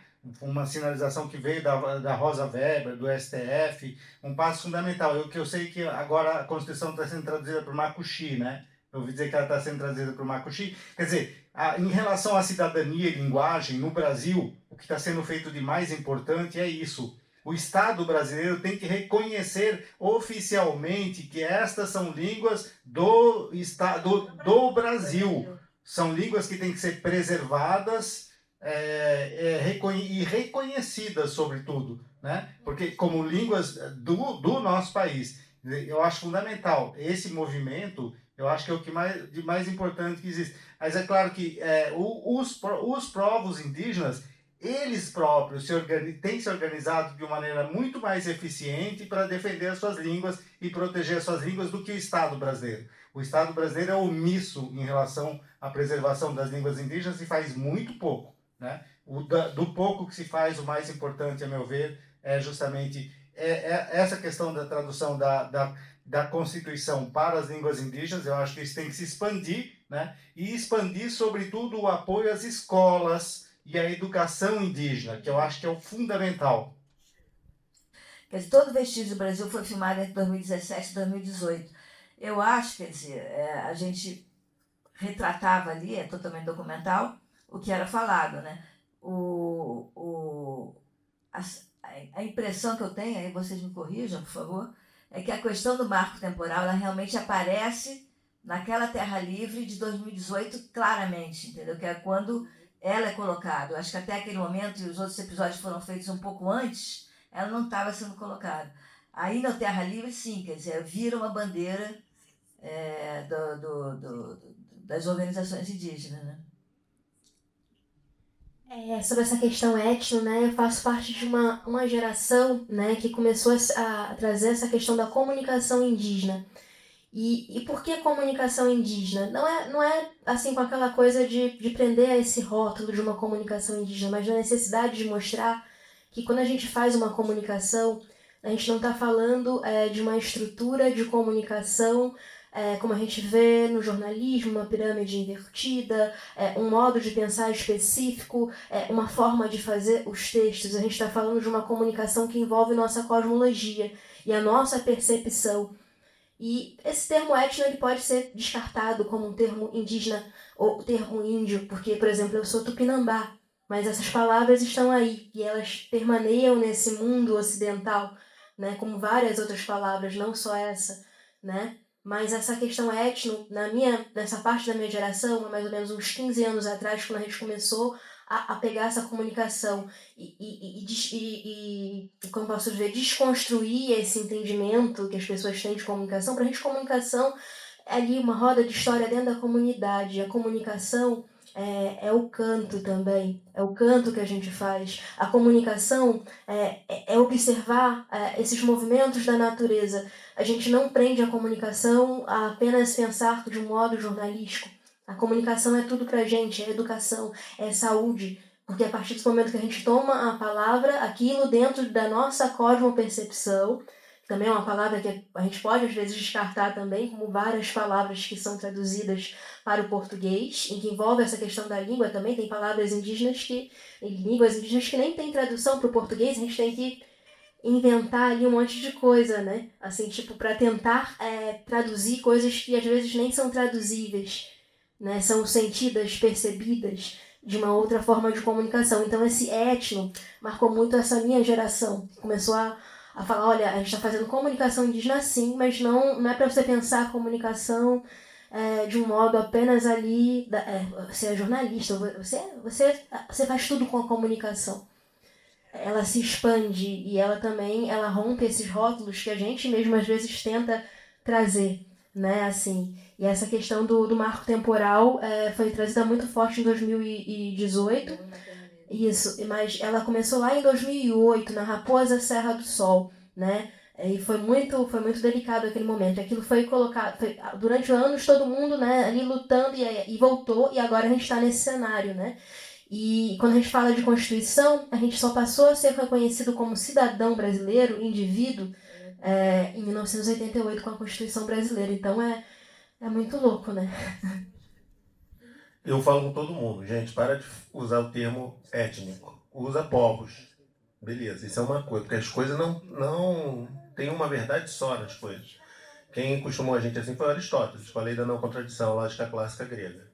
Então as coisas têm várias facetas. Então, por um lado, não evitar usar o termo étnico, porque é uma coisa exógena, de branco, chamar de antropólogo para determinar o que é indígena, o que é preto, como você falou. Mas, por outro lado, se a gente for pensar com Deleuze, que é um dos maiores filósofos franceses, ele é o que o rapaz falou também da raça. Ele falou, não existe raça, né? Criticando aquela coisa que o Brasil tem 3 raças, preto, índio e branco. Ele falou, pô, não existe raça. Não existe uma raça biológica, como os nazistas porque tem essa diferença. Não existe uma raça biológica, mas existe uma raça sócio-histórica. Povos que foram racializados durante a história, e aí sim há que se falar em raça. Então o etno também permeia isso, entendeu? Há que falar também em alguns momentos, sim, de etnomatemática, para dizer que a matemática do meu povo é diferente da matemática dos árabes, ou dos brancos, ou de outros povos, né? Porque é o que o Deleuze falava, a raça ela se dá em função de uma opressão sofrida. Não existe raça dominante. Então, se você é raça, por isso que não existe racismo reverso. Porque os brancos não foram escravizados por 500 anos, 300 anos, 200 anos, né? Sei lá quanto tempo. Então, há que não se falar de étnico, e também, mas tem momentos que é necessário falar de étnico para diferenciar uma coisa da outra e falar de povos que foram racializados ao longo da história, com umas especificidades. Sobre a questão que você falou, que foi uma pergunta a mim dirigida diretamente, a questão da Joênia, do Congresso, que é a maioria de direita, que é a relação do indígena com o Estado. Eu trotei isso na minha fala. Então, uma coisa é a relação do indígena com o Estado. Como ele vai chamar o Estado, como ele vai lidar com o Estado. Outra coisa é como o Estado deve tratar o indígena. Não é uma mão dupla. Né? Então, cada povo vai lidar com o Estado da maneira que ele quiser. Ele se referir ao Estado. Agora, o Estado ele tem uma dívida histórica com os indígenas e com os pretos no Brasil. E ele tem que reparar isso. E não é uma reparação pequena. Por tudo que foi sofrido, por todas as mulheres. A gente viu aqui no filme da Lúcia, que saiu no relatório Figueiredo, um branco cortando a índia no meio, pendurando de cabeça para baixo. No meu povo, eles matavam os homens e escravizavam as mulheres e as crianças, e estupravam. Por séculos. Né? Então, o Estado tem que tratar o índio da melhor maneira possível, reparar o índio e o preto. Né? Questão do cidadão, só para concluir, questão do cidadão. Né? Então, é o que foi falado, a questão da tutela, que antes os índios eram tutelados, até 88. Né? Então, tinha que afunar e falar em nome dos índios. Então, a partir de 88, isso começou a mudar. Então, o índio ele tem direito a ser como as mulheres, se diz das mulheres também, né? O movimento feminista, né? Vai ter o bloco feminista da Lúcia aí pra gente ver. As mulheres podem ser o que elas quiserem. E os índios também. Então, em um certo momento, o índio ter se tornado cidadão é legal. É direito dele, ou de ter uma caminhonete, ou de ter um celular, ou andar de Uber, sei lá, andar de avião. É direito do índio, assim como é direito dos brancos comer farinha de mandioca. Milho, batata. Então, o branco deixa de ser branco quando ele come farinha de mandioca? Não. Então, o índio, quando vira cidadão ou quando anda de carro, ele também não deixa de ser índio. Né? Então, eu acho que eu falei. Somos diversos, somos plurais. Pluralidade. E é muito difícil dentro de um Estado que quer nos homogeneizar. Né? Então, você ainda tem que se encaixar em determinados padrões, né, estabelecidos desde o período colonial. E isso se estende a muitas coisas. Quando a gente fala dos povos que vieram da África, povos indígenas também, como nós aqui, nesse continente. E esse entendimento é muito maior de que os países não existiam, né? As fronteiras elas foram imaginadas pela colônia, né? E rezadas ali pela Igreja Católica. Então, cada um meio que fazendo um processo ali de apagamento, de limpeza e de domínio desse território, como a bandeira do Brasil, né? É um mapa colonial também, né? Porque ali estão os brasões das famílias, né? Ali estabelecendo já esse domínio sobre esses corpos aqui, né? Então, quando a gente pensa nesse cenário de miscigenação, dessa união assim, de várias culturas de modo violento ou não, de todas as formas possíveis, a gente está falando, né, tem um termo ali que o colega depois acho que vai comentar melhor do que eu, que a galera fala muito da etnogênese hoje em dia, né, que traz todo esse processo de quando, né, junta, né, e não é porque se junta que não existe, somos múltiplos. E esse processo também, enquanto povo, pertencer a um povo também não é um processo individual, é um processo coletivo, né, precisa ter uma coletividade envolvida sempre, porque isso não se dá de um modo individual, né? Independente da pessoa ali ter uma descendência ou algo assim, né? Um processo coletivo sempre com o povo, né? Isso é muito fundamental, até nesse entendimento de hibridez. E quando a gente pensa, né, nos parentes que tem essa parte, né, dos caboclos, afro, indígena, e juntou outros ali, né? O que prevalece enquanto identidades, o que prevalece enquanto cultura e enquanto memória, né? Eu sou o resultado da memória, né, da minha família materna. Teve uma memória para se perpetuar, né? Eu fui criada pela minha avó, né? Mas nem todo mundo teve essa memória. Muita coisa foi apagada, né, para muitos assim. Então, existem múltiplos contextos e é preciso o Brasil entender que temos essa interculturalidade, essa pluralidade, né? E essa hibridez, sim, né? Hoje a gente vê lá em Pernambuco o povo pancararu, né, que tem uma parte muito grande ali que também se juntou com os quilombos, né, e tem ritos específicos e as pessoas olham eles e pensam são apenas pessoas negras, né, eles fazem uma leitura racial que muitos pancararu e muitos parentes do Nordeste são negros racialmente, por essa coisa de se prender a um fenótipo, não entender que quando você é parte de um povo, você vive a cultura, você vive a identidade, você tem ali a sua cosmovisão específica. Uma memória ali permeia você e você perpetua essa memória para os seus próximos.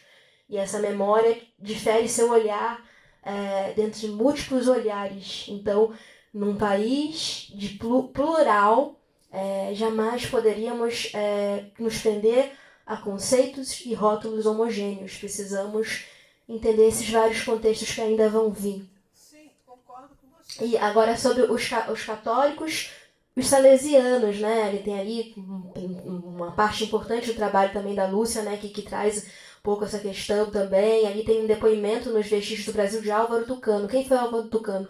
O primeiro indígena a sair do Brasil e denunciar os padres salesianos, porque ele foi obrigado a enterrar seus irmãos, crianças indígenas como ele, que eram abusadas por eles lá na Amazônia. E isso é uma parte do país. A gente teve aqui escolas residenciais como o Canadá, onde as crianças era cortado o cabelo, né, e eram mandadas para orfanatos. O Serviço de Proteção ao Índio também teve situações assim, onde essas crianças eram mandadas para instituições católicas. Então, assim, teve muita violência desde sempre, né? E teve vários contextos assim, né? Igual como ali a Anchieta, também a Anchieta estava catequizando, né? Estava trazendo a sua perspectiva, né? E quantos dos nossos deixaram de ser quem são ao ser batizados ali? Araribóia, né? Martim Afonso de Souza, né? Depois de um tempo ali, morreu a população com varíola, né? Teve todo um contexto ali também violento com os portugueses, que ora eram aliados, depois terminaram de dar ali guerra biológica, né? Algumas das guerras biológicas, né, traçadas, primeiras guerras biológicas foram aqui também nesse continente, com roupas contaminadas, né? E as pessoas não imaginam, assim, tipo, é um massacre atrás de outro, né? Mas é isso, assim, é uma coisa que se perpetua, né? Mas que hoje a gente tenta expandir e tenta fugir dessas fronteiras imaginadas, desde a colônia, desde a igreja, e os rótulos estabelecidos para trazer nossas próprias visões e tentar quebrar palavras, trazendo na nossa língua, porque é isso que faz sentido para a gente, é um outro modo de pensar, né? Então, existe de tudo. E não é porque um ou outro diz que não, isso não é possível. Você tem ali pessoas dentro de um contexto específico vivendo de um modo coletivo isso. Acho que a Farinha da Renata conseguiu explicar, acho que bem. Só acrescentaria o meu caso pessoal, né? Porque meu parte por é pai de pai. A parte de mãe tem a ascendência guarani e tem ascendência preta, né? E também tem um pouquinho de branco lá em cima, né? De uma mãe da minha mãe, né? Então, mas aí vocês, né, assim, né? Falar, você escolhe, mas não é também isso. É como a parente falou, é uma coisa coletiva. Né? Na nossa aldeia tem como foi falado, nossa aldeia se coloca na sociedade como uma universidade indígena, né? Então, e lá é um dos maiores centros de etnogênese do país. Então, essas discussões aí a gente tem sempre e ajuda as pessoas a estarem fazendo sua busca, né? Mas não é só você querer ser, né? No caso indígena, né? E também não só indígena, né? Você precisa compartilhar daquela cultura, como a própria parente já falou, né? Fazer parte, buscar aquela cultura, aí você se torna. Porque não é só uma coisa também, eu sou, sei lá, italiano, mas, entendeu? Ou eu sou guarani. Né, aquilo que você bota ênfase na tua... Eu não me coloco socialmente como guarani, mas eu tenho ascendência, tenho um pouco da cultura também, né? Não sei se eu consegui ajudar em alguma coisa, porque também não é minha especialidade. Sobre a pergunta da colega, né? De fato, se você levantou, eu cheguei a falar rapidamente da minha fala, falando do Espuri, né? E da Igreja Católica, da Padroeira do Brasil, né? Na nascente do nosso Rio, mas você tem total razão, né? Muito hoje se fala dos evangélicos. Porque os católicos no Brasil, eles são situação. Eles não precisam mais fazer como eles fizeram antes. Eles já são os caras. Eles são dominantes. A religião dominante. E o que os evangélicos estão fazendo hoje é nefasto. Mas não chega nem a 10% do que os católicos fizeram para poder chegar na situação que eles têm hoje. Né? Se diz que se a Igreja Católica quisesse uma reforma agrária ou reparar os índios, não precisava nem do Estado. Né? Ela sozinha faria. né? Então, eu gostei da sua colocação justamente por voltar a essa época. Hoje muito se fala da evangelização. A evangelização, os evangélicos estão indo nas aldeias, estão acabando com os pajés. Beleza, tem que falar dos evangélicos sim. Mas não pode, tem que se bater em Chico, tem que bater em Francisco, né? E os dominantes da parada, né? Que a gente está há 500 anos oprimindo os povos, né? Que se fez a sua riqueza em cima da morte dos índios, do massacre. Não concordo inteiramente com você, não. Porque eu concordo inteiramente com você, é evidente. Eu acho que a religião foi usada sempre dentro do projeto colonial, mas ela se modifica no decorrer do tempo, entendeu? Quer dizer, eu acho que, por exemplo, no Brava Gente Brasileiro, o personagem é um padre, ele fala barbaridades que as pessoas às vezes acham que é caricatura, que eu inventei aquilo e tal, mas não, eu pesquisei aquilo em livros, quer dizer, tinham livros católicos que falavam aquelas barbaridades sobre quem era gente, quem não era gente e tal. Quem tinha alma, quem não tinha alma. Quer dizer, isso aí definia se você era selvagem ou não, se você era cidadão ou não, nos termos da época, né? Agora, na medida que você hoje vai na aldeia, o que você vê é realmente o problema da evangelização. Quer dizer, quando você... No Nação, que é um documentário que eu fiz 15 anos depois, quando já existia a igreja evangélica na época que eu filmei o Brava Gente Brasileiro, mas quando eu cheguei no Nação, eram, sei lá, 5 ou 6 igrejas evangélicas. Quer dizer, eu não acho... quer dizer, eu me lembro que num dos debates do Nação, até uma antropóloga se levantou e falou, eu não vejo saída. Eles vão acabar com tudo e tal, não sei o que, eu não acho que seja isso. Quer dizer, eu acho que você, inclusive, tem uma experiência de pastores que tratam de uma maneira diferente. Da mesma maneira como a Igreja Católica tem o CIMI, né? CIMI. O CIMI, pô, quer dizer, você tem... Como tem a Pastoral da Terra, quer dizer, apesar de toda a opressão que fez, deve ter participado da escravidão e tudo isso, tem hoje a Pastoral da Terra e tem o CIMI, entendeu? Então, eu acho que, como conceito sociológico, sim, entendeu? Como lidar com eles é mais complicado. É isso. Bom, gente, quero agradecer a todos vocês. Desculpa. Eu acho que não dá para ver a história assim, tá? É um bloco. A Igreja Católica. Não, esse bloco nunca existiu, tá? Desde lá do Concílio de Nicéia, esse bloco nunca existiu. Não existe a Igreja Católica, né? A gente acabou de ver a transição do Papa Francisco para o anterior, esse. Não é um bloco. O Conselho Indígena Missionário teve um papel fundamental. Os jesuítas tiveram um papel fundamental. Parte dos jesuítas, a preservação. A gente não teria a língua guarani preservada como ela está hoje se não fosse o Ruiz de Montoya, grande jesuíta que criou o primeiro dicionário moderno em todas as línguas, que é um dicionário guarani, né? E um trabalho fundamental. Quer dizer, assim como existem evangélicos, também entre os Kaiowá existem missões evangélicas, tiveram um papel importante e que mudaram, eles mesmos mudaram o conceito de evangelização e começaram a aprender as cosmologias guaranis, começaram a entender e se converteram. Muitos dos protestantes que estão lá na missão Kaiowá Guarani, eles são mais Kaiowá hoje do que protestante. Quer dizer, não é, a questão é complexa. O que eu acho que não dá para ver a história é como blocos. Aqui estão os católicos, aqui estão os... Não é.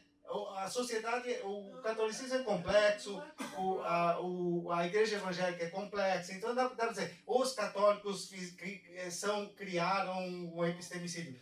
Depende, tem católicos que preservaram e tem católicos que foram genocidas e tudo, e trabalharam com ditaduras, etc.